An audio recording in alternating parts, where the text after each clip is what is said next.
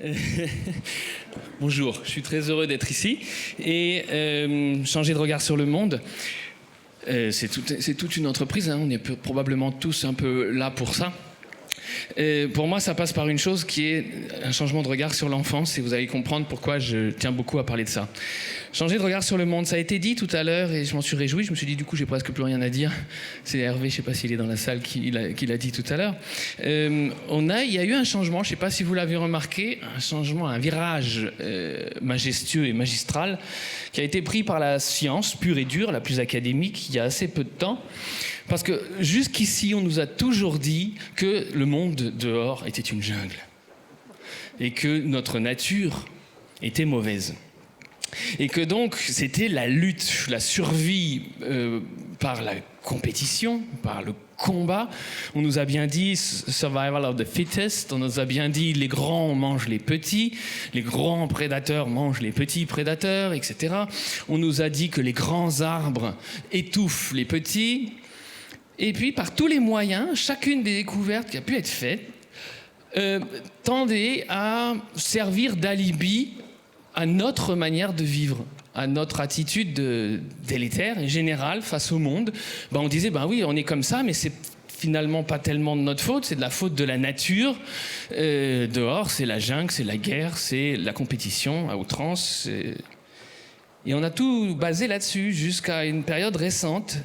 Et ce virage, il a été discret, presque invisible, mais vous l'avez peut-être remarqué, vous avez remarqué qu'on ne nous parle plus que de découvertes qui, du coup, tendent à prouver autre chose, c'est que tout est solidarité, mutualisation, synchronisation, symbiose ou synergie quand on n'ose pas le mot. Alors on ne peut, et en plus on ne peut pas retirer les éléments du paysage sans que le paysage s'écroule. On fait partie du paysage, on ne peut pas nous retirer du paysage sans que le paysage s'écroule, on ne peut pas se retirer du paysage, mais on ne peut pas non plus nous retirer du paysage. C'est donc, on se rend compte de ça, on se rend compte de choses bouleversantes et nouvelles. Les grands arbres ne sont pas là pour étouffer les petits, ils se sont sacrifiés en poussant vite pour protéger les petits, pour qu'ils puissent pousser plus doucement et être plus solides. Et ils les biberonnent par les racines, parce qu'ils n'ont pas accès à la lumière de la même. Donc on découvre toutes sortes de choses. On découvre qu'il n'y aurait pas de vie sur Terre sans la protection de la grande sœur Jupiter, la grosse planète qui a avalé tout ce qui aurait pu nous tomber dessus, etc. On se rend compte que finalement, tout est lié. Et parallèlement, vous remarquez, c'est quand même pas un petit changement. Et encore une fois, c'est très amusant parce qu'on s'est mis à trouver ce qu'on cherchait. Vous connaissez le test de Kubitschek ? Alors, je vais vous demander je suis comme vous, je déteste les exercices de groupe. Donc, je ne vais pas vous demander de vous lever ou de parler 1 minute avec le voisin de droite ou 1 minute avec le voisin de gauche. Je ne vais pas non plus vous demander de vous masser le dos réciproquement. Non, je vais juste parce que je suis comme vous, je déteste. Ni de mettre tout ça sur des post-it et de coller les post-it après, etc. Non. Je vois qu'on a été dans les mêmes... Non, je vais vous demander de regarder très attentivement autour de vous le test de Kubitschek et de prendre note rapidement de tout ce qui est rouge. Attention, soyez rapide et soyez précis parce qu'il y a quelques pièges. Mais soyez rapide et précis parce que je ne vous donne que quelques secondes et puis je vais vous interroger. Attention, stop, soyez honnête. Arrêtez de regarder, fermez les yeux. Et dites-moi ce qui dans cette pièce est bleu. Imparable, notre cerveau n'est pas fait pour ça. Quand on cherche rouge, on trouve rouge. Et on a négligé bleu. On aurait pu faire pareil avec bleu. Je ne dis pas que c'est mieux ou que c'est moins bien. Je dis juste quand on cherche, on trouve toujours ce qu'on cherche. Et alors, parallèlement à ce grand changement qui était, finalement, tout est à l'inverse de ce qu'on nous avait dit jusqu'ici, il y a eu un changement, mais total, dans notre vision et notre éclérage de l'enfance. Parce que jusqu'ici, on a toujours présenté ces parallèles. Ça s'est passé sur même pas les 10 dernières années. Toutes les grandes découvertes de ces derniers temps, je vais essayer d'en parler tout à l'heure, ont entre 5 et 8 ans. L'épigénétique, tous ces domaines-là, vous allez voir, c'est tout récent. Parallèlement à ce changement dans la vision du monde, il y a eu un changement dans la vision de l'enfant. Parce qu'on a toujours présenté l'enfant comme un petit être, au mieux en devenir, en tout cas très déficient, qui allait se bonifier avec le temps, par le truchement de l'éducation, et donc d'une base nulle, devenir quelqu'un. Cette impression que le temps était notre allié dans une amélioration et un agrandissement de notre personne. Et on s'est rendu compte que c'est strictement l'inverse. Nous venons tous au monde comme des bombes de potentiel.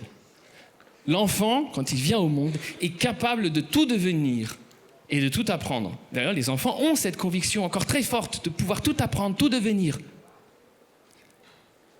Et puis nous semons aux quatre vents cet océan de potentiel en une hémorragie infinie qu'on n'arrive pas à réfréner. On les sème aux quatre vents parce que l'ordre du monde tel qu'il est ne sollicite pas la plupart de nos potentiels, mais seulement une toute petite frange de cette mine commune qui était notre dotation à la base. Et donc, du coup, il n'y a que certains potentiels qui se développent, les autres se perdent, se rabougrissent, et puis ça finit par cette version bonsaï de l'humain que nous sommes chacun ici. On est tous une version, mais l'ombre de ce que nous aurions pu devenir si nous n'avions pas perdu tous nos potentiels. Or, qui sont les gardiens, qui sont les tenants de nos potentiels? Alors on pourrait penser que ce sont tous ces scientifiques, tous ces mathématiciens capables de calculer des chiffres à 14 décimales en une fraction de seconde, j'en connais un comme ça, c'est renversant. Tous ces virtuoses, tous ces musiciens, tous ces artistes, tous ces acrobates, tous ces gens-là, on pourrait penser que c'est eux. Oui, mais chacun d'entre eux n'a ouvert qu'une toute petite fenêtre sur l'océan des potentiels et n'a développé que certains de ces potentiels. Non. Les gardiens de nos potentiels sont nos enfants. Et ça permet de changer complètement de regard sur l'enfance. Alors, je ne sais pas combien de minutes il me reste. Je vais me présenter très rapidement en utilisant une phrase que j'utilisais déjà quand j'avais 4 ans pour me présenter, parce qu'on me posait toujours les mêmes questions, et comme tout enfant en orientation très pratique, j'avais trouvé que si je pouvais répondre à toutes les questions dès la présentation, on gagnerait du temps. Vous allez voir pourquoi je vais le faire. Je me présente juste rapidement. La phrase était la suivante. « Bonjour, je m'appelle André, je suis un garçon ». Très important de préciser qu'on est un garçon quand on a les cheveux longs. Je les avais déjà longs à l'époque. Non pas qu'on soit dérangé par le fait d'être pris pour une fille, parce que ça, en réalité, les enfants ne mettent pas de valeur sur ces choses-là. Non, mais on veut épargner le choc épouvantable que ça crée à l'interlocuteur quand il se rend compte qu'il s'est trompé. Je l'ai vécu pendant toutes ces années dernières avec mon fils Antonin. Et à chaque fois que quelqu'un dit « Alors mademoiselle, tu as quel âge ?» « Non, je suis un garçon. » Oh, je suis désolé. Alors bon, donc on essaie d'éviter. Bonjour, je m'appelle André, je suis un garçon, j'ai 4 ans. Je ne mange pas de bonbons. Et je ne vais pas à l'école. Et la dernière phrase provoquait toujours une certaine agitation. C'est toujours le cas aujourd'hui. Je peux me présenter d'une manière très similaire, parce que très peu de choses ont changé au cours des 41 années qui se sont passées depuis. Je m'appelle toujours André, je suis toujours un garçon. Je suis toujours un enfant de 45 ans, vous l'aurez calculé. Je mange toujours pas de bonbons, entre autres choses que je ne mange pas, et je ne suis jamais allé à l'école, et ça fait de moi une exception dans notre paysage éducatif, et pour moi ça a toujours été poignant, voire étonnant d'être une exception, alors que je suis l'enfant le plus banal qui soit, et ce que j'ai vécu, tout enfant le vivrait. Et donc je suis tout sauf une exception. Je suis aussi banal qu'un noyau de mangue qu'on trempe dans l'eau et auquel poussent une tige et des racines. Vous n'allez pas vous écrier oh, « c'est un noyau de mangue surdoué !» Parce que c'est dans sa nature de pousser quand certaines conditions sont réunies. C'est le cas de l'enfant aussi. L'enfant ne peut pas ne pas grandir, ne peut pas ne pas apprendre. Parce que c'est de ça dont je voulais vous parler dans les peu de minutes qui me restent. Parce que c'est un grand appel au changement de regard sur le monde, de changement de regard sur l'enfance et finalement de changement de regard sur nous-mêmes. Parce qu'on a tous en nous l'enfant blessé sur lequel a été posé un certain type de regard. Et nous posons encore sur nous aujourd'hui, chacun d'entre nous, le regard qui a été posé sur nous quand nous étions enfants. Et là où ça devient terrible, c'est que nous posons, nous, le regard qui a été posé sur nous, sur nos propres enfants. Et donc c'est pour ça que je pensais que c'est cela qui ferait changer notre regard sur le monde. C'est aussi de nous réconcilier avec cet enfant blessé. Et ça passe par le fait de se rendre compte qu'on est tous venus au monde, tous, sans exception, quels que soient nos handicaps, on en a tous. On est tous venus au monde équipés d'une ribambelle de dispositions spontanées, c'est-à-dire notre lot de base. Chacun d'entre nous est équipé en série de certaines dispositions spontanées, et quand on en fait, quand on les reconnaît, il y a comme un appel à la confiance en l'enfant, donc en l'enfant qu'on a été. Je ne vais pas pouvoir vous les présenter malheureusement, je vais essayer d'en résumer 4, on va voir quel temps il m'est encore attribué. Je vais essayer, oh ça va, j'en suis à la moitié. Je vais essayer de vous en présenter 4. La première disposition spontanée, alors je répète, c'est notre équipement de base. Et c'est le grand appel à la confiance en l'enfant et en nous. Notre équipement de base, tous, sans exception. Disposition spontanée numéro 1. Alors il n'y a évidemment aucune hiérarchie entre ces dispositions spontanées. Il n'y a aucune chronologie non plus, elles apparaissent toutes en même temps, elles sont toutes là à la base. Il n'y en a pas une qui est plus importante que l'autre, il faut bien en présenter une avant les autres, donc je commence par une. Pour vous la présenter, c'est très simple, il me suffit de vous poser une question, ne vous inquiétez pas. Je vous la pose parce que je sais que vous connaissez la réponse. Je vous pose une question. Quelle est la première chose que fait un enfant dès qu'on le laisse tranquille ? Il joue. Il joue. Ah, joli, il chante. Non, il joue. Il joue. Et ça, on le savait tous les enfants du monde jouent. Dès qu'on leur en laisse la possibilité, les enfants jouent. D'ailleurs, il y a une toute petite addition à ma première question, à laquelle vous savez aussi la réponse tout de suite. D'ailleurs, si on ne les interrompait jamais, les enfants joueraient tout le temps, toujours. Alors par contre, moi j'ai une troisième question, et là vous allez voir, personne n'a de réponse. Alors dites-moi pourquoi on les interrompt toujours, les enfants qui jouent. Alors par manque de confiance, c'est éminemment par manque de confiance. On n'a pas confiance en ça, on pense que ça suffira pas. Il y a un moment, il va falloir se mettre à apprendre. Ah oui, mais grand hiatus, une découverte récente de la neurobiologie. J'ai l'extrême chance de travailler avec des neurobiologistes, notamment le professeur Dr. Gerald Hüther, qui, dans le monde germanophone, le monde en général, est l'un des neurobiologistes les plus pointus qui soit, très peu traduit en français. Pas pourquoi. Donc une des découvertes majeures de la neurobiologie, c'est qu'il s'avère que c'est pas par hasard qu'on est tous en série équipés de ce penchant pour le jeu. Il s'agit du dispositif d'apprentissage le plus génial qui ait jamais été inventé. Il n'y a, pour apprendre, rien de mieux que de jouer. On pourrait l'écrire en grand sur la porte du réfrigérateur, vous verrez. Mais oui, parce que ça peut changer toute notre manière de rencontrer l'enfant. L'enfant qui joue est l'humain qui se consacre à l'activité la plus sensée qui soit pour l'humain. Et non seulement nous avons complètement dégradé le jeu, mais en plus, puisque c'est juste bon pour les loisirs, alors que c'est notre outil de base, on est tous équipés de cet incroyable outil d'apprentissage, le plus parfait qui existe, non seulement on l'a dégradé au point de considérer que c'est juste une occupation pour les loisirs, mais en plus on l'a positionné à l'inverse, sur l'échelle du sérieux, à l'inverse de l'apprentissage. Et ça, pour un enfant, c'est absolument incompréhensible. Un enfant ne peut pas faire... Pour l'enfant, apprendre et jouer sont des synonymes. Si vous demandez un matin, il faut s'imaginer ce qui se passe, et c'est arrivé à chacun des enfants qui est ici, qui sont ici. On nous a dit un jour, faut que tu arrêtes de jouer pour te mettre à apprendre. Alors ça, pour un enfant, c'est comme si je vous demandais de respirer sans prendre d'air. Vous riez, heureusement que vous riez, parce que c'est complètement absurde ce que je vous demande. Et donc vous pensez quel est cet idiot qui me demande un truc absurde. Oui, mais aucun enfant ne pense comme ça. Aucun enfant, à aucun moment, ne remet en question l'adulte. Aucun enfant ne pense que c'est l'adulte qui a un problème. Il pense toujours que c'est lui qui a un problème. Et quand l'enfant pense qu'il a un problème, ou qu'il est amené à penser qu'il a un problème, ça active dans son cerveau, c'est ce que nous montre la neurobiologie, les mêmes réseaux neuronaux que ceux de la douleur physique. Donc voilà, c'est ce que je voulais vous avoir dit très rapidement sur le jeu. Il y aurait beaucoup à dire que je n'aurai pas le temps de vous dire maintenant. Je voulais vous parler d'une autre disposition spontanée. Vous voyez, j'essaie de parler pas trop vite, mais ça va être difficile. À moins que j'arrive à obtenir 5 minutes de... je sais pas, il est où le... C'est vrai ? Ah, alors je vais ralentir un tout petit peu. Merci. J'ai un train à prendre derrière, mais ça rentrera dans les classes. Et donc, la deuxième disposition spontanée dont je vais vous parler, je vais vous la présenter en faisant un tout petit retour en arrière sur l'histoire de la neurobiologie. Vous inquiétez pas, là non plus, je ne vais pas vous faire un cours de neurobiologie, mais pendant des décennies, les mêmes que celles où on nous a parlé du darwinisme d'une certaine manière que j'ai précédemment cité, on nous a dit que notre cerveau était programmé génétiquement. Que c'était nos gènes qui décidaient de notre intelligence. Et donc qu'on venait au monde bête ou intelligent. Et qu'on s'y tenait une vie durant. Bah oui, c'est gravé dans tes gènes. C'est du marbre. Alors on n'avait pas encore trouvé l'épigénétique. Mais donc, c'est nos gènes qui définissent notre intelligence. Tu viens au monde en tant que personne bête ou en tant que personne intelligente. Et en plus, tu restes fidèle à ta catégorie toute une vie durant. Et vous aurez remarqué, c'est imparable, les parents intelligents ont des enfants intelligents et les parents bêtes ont des enfants bêtes, etc. Donc c'est pas la preuve que c'est génétique.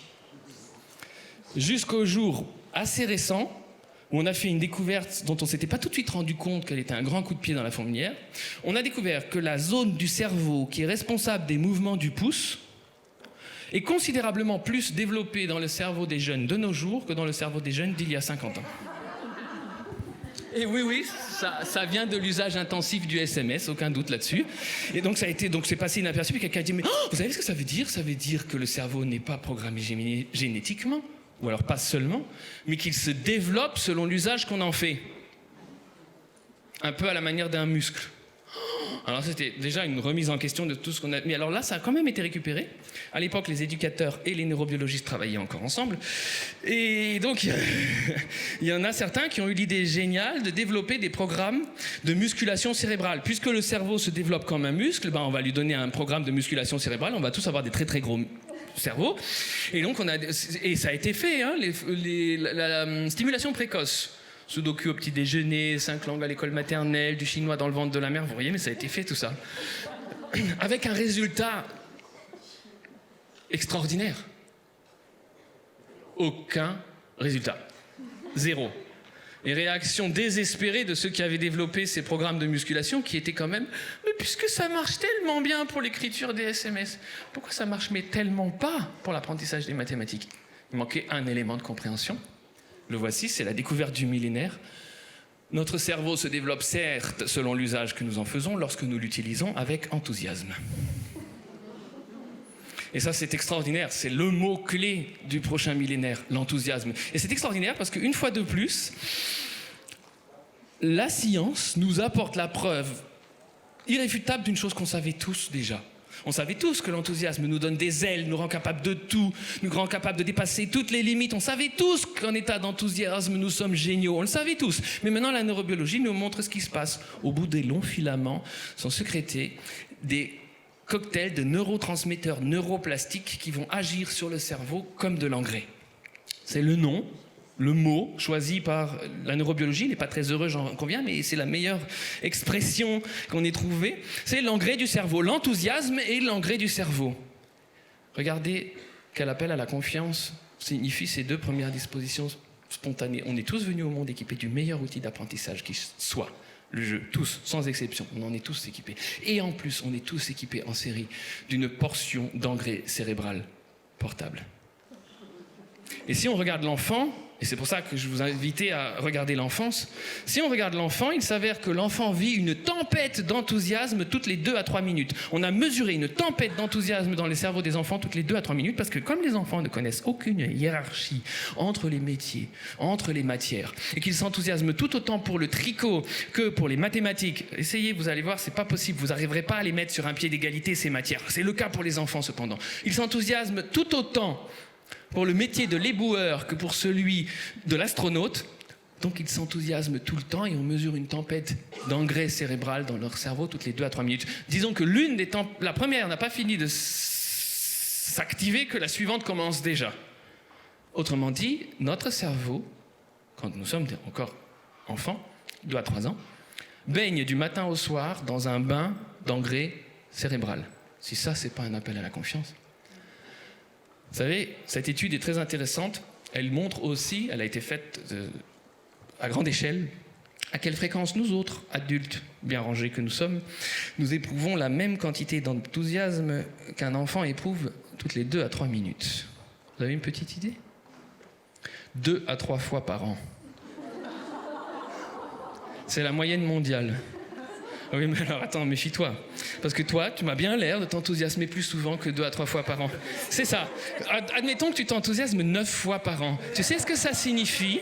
Que tu as piqué la part de 2 autres qui, de manière mondiale, puisque la statistique est mondiale, à cause de toi, ne peuvent pas du tout s'enthousiasmer. Ça explique plein des problèmes de ce monde. C'est toute ta faute. Mais je tiens à te rassurer et à nous rassurer tous, bien évidemment, vous l'aurez compris, on a parlé tout à l'heure de l'ego comme ressource inépuisable. L'enthousiasme est la seule ressource totalement illimitée sur Terre. Et plus on en fait usage, plus il y en a. Et c'est notre équipement spontané de base. Normalement, on ne devrait pas perdre nos tempêtes d'enthousiasme toutes les 2 à 3 minutes. Et si c'est le cas, ça mérite qu'on y réfléchisse.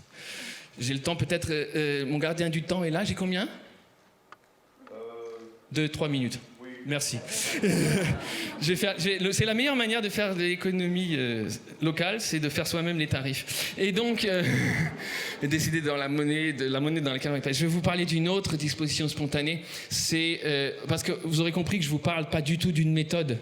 Je me garde de toutes les méthodes d'opposer des systèmes ou quoi que ce soit. Au-delà de toutes les méthodes, il s'agit d'une attitude face à l'enfance.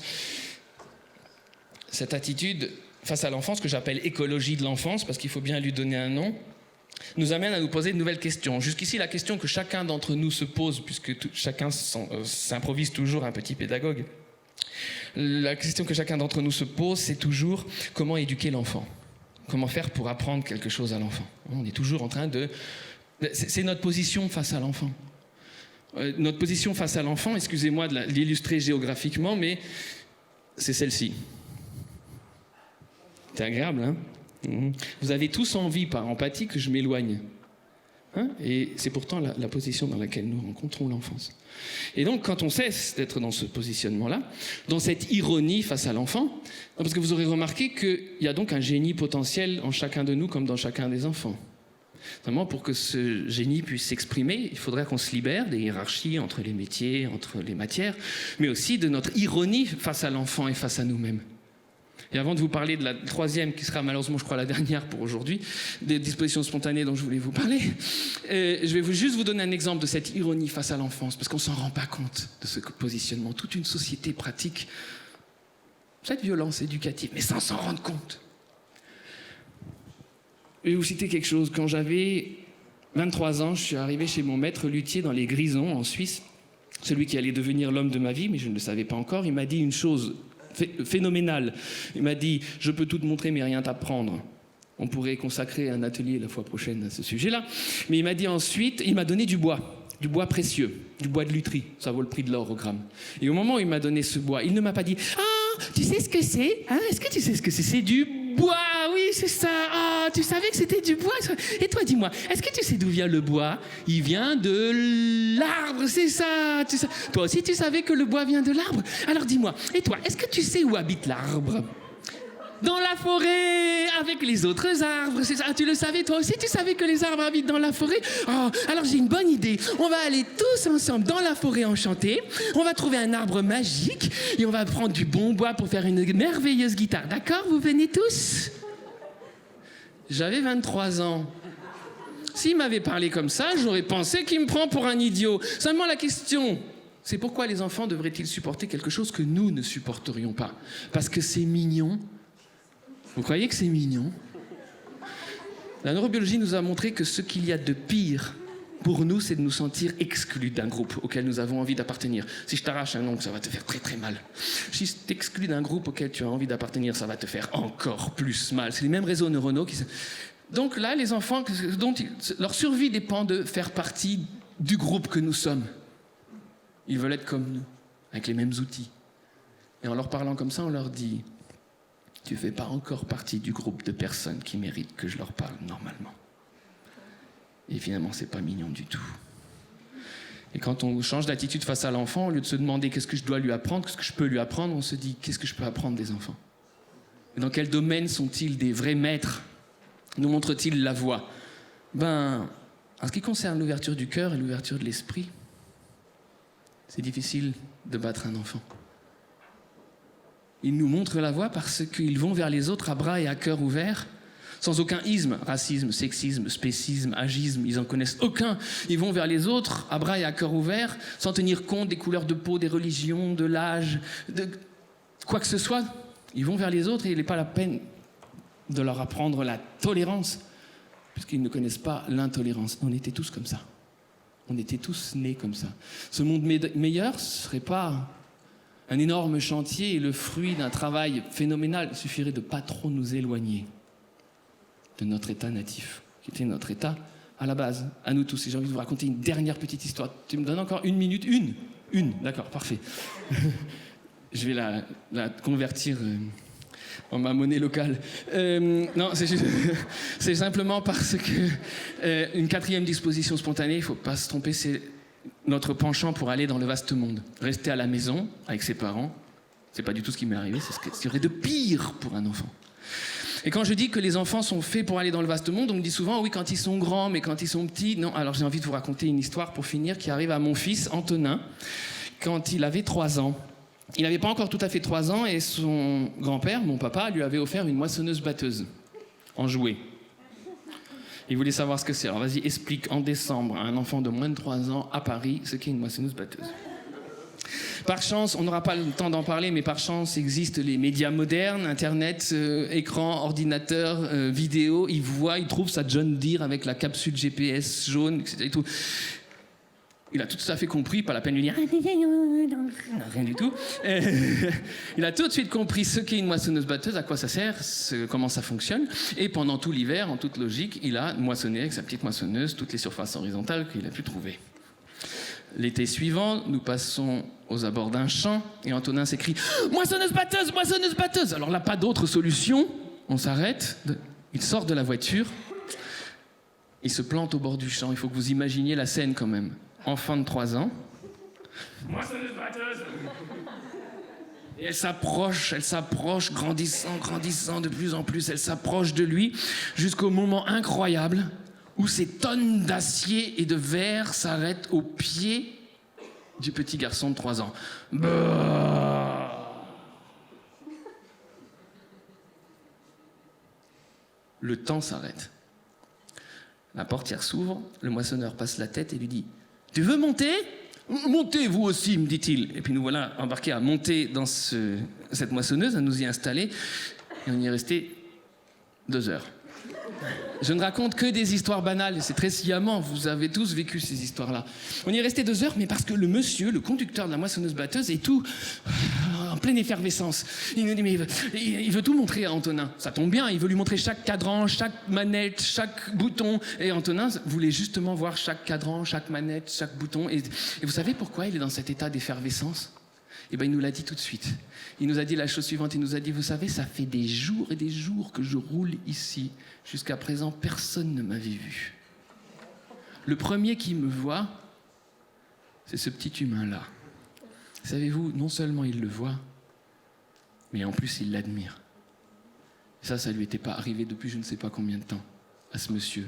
De se sentir dans les yeux d'un enfant, de se sentir dans les yeux d'un autre, aimé pour ce qu'il est et pour ce qu'il fait. Et admiré. Oh, ça le bouleverse, c'est pour ça qu'il ne veut pas nous laisser partir. Il sort de la machine, il va chercher quelques grains de blé, il les verse dans les mains d'Antonin et il lui dit « Tu sais ce que c'est ça? C'est du pain futur. C'est sacré ce que nous... » Il n'est pas en train de faire son job, il est en train de faire quelque chose de sacré. Il est en train d'être... Son paysage est réensemencé par le regard de l'enfant. C'est pour ça qu'il ne veut plus nous laisser partir. Je sais, je dois pas. Et c'est pour ça qu'il ne veut plus nous laisser partir. Et c'est pour ça qu'au bout de 2 heures, il faut quand même que je nous arrache. Je commence le mouvement, on descend cet escalier raide. Et il me rappelle, il me dit, s'il vous plaît, donnez-moi votre numéro de téléphone. Et je lui ai donné mon numéro de téléphone. Le lendemain, à 7h du matin, mon téléphone sonne. Oui, allô, bonjour, c'est moi, le conducteur de la moissonneuse. Je suis de retour dans la région avec un nouveau tablier qu'Antonin ne connaît pas encore. Attendez, vous allez voir, il s'était très très bien préparé. Il n'avait qu'une crainte, c'est que je dise non, que je peux pas, que c'est impossible, pas le temps, etc. Alors du coup, il avait préparé une phrase à dire d'un seul bloc, sans interruption, pour pas que je puisse dire non. Il me dit, je suis de retour dans la région avec un nouveau tablier qu'Antonin ne connaît pas encore. Amenez-le-moi, et si vous n'avez pas le temps, c'est pas grave, amenez-le quand même, je m'en occupe volontiers toute la journée. Et vous voyez ce que ça veut dire? Quand l'enfant va dans le vaste monde poser son regard avec son enthousiasme, avec son ouverture d'esprit, avec son désir de jouer, de réensemencer par le jeu le paysage des autres, et ben ça change tout pour lui, mais ça change tout pour les autres. Il a de manière durable transformé la vie de cet homme. Et c'est juste un enfant banal qui va dans le vaste monde. C'est toujours un peu, par ces histoires, mon espoir, c'est de vous inviter à traverser le miroir, à venir de ce côté du miroir où on fait confiance à l'enfant, donc à nous, à l'enfant en nous. Il n'y aura pas de paix sur terre tant qu'on ne sera pas en paix avec l'enfance. Et mon espoir, quand vous venez de ce côté du miroir, c'est peut-être que quelqu'un d'entre vous ait envie d'y rester ne serait-ce qu'une minute de plus. Chaque minute est une bénédiction pour l'enfance et ça va changer notre regard sur le monde. Je vous remercie. À une autre fois.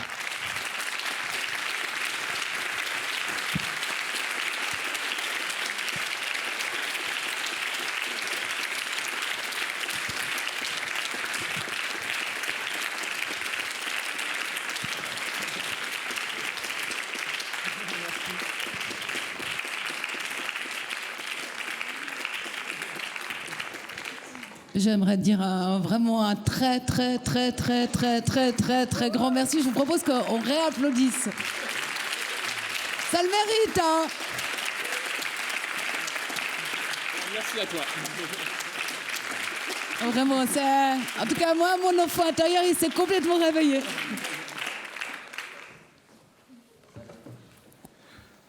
Un grand merci, Monsieur Stern. Il y a des moments comme ça où on se déteste soi-même de devoir vous couper. En tout cas, j'ai eu la grande chance de vous interviewer. Oui, vous avez tellement oublié l'horaire que vous avez oublié le chrono. Hein. Non, pas tout ça. Mais en tout cas, j'ai eu la grande chance de vous interviewer pour le Nice Show Magazine. Je pense que tout le monde ici imagine le plaisir que j'ai eu à vous interviewer. Merci.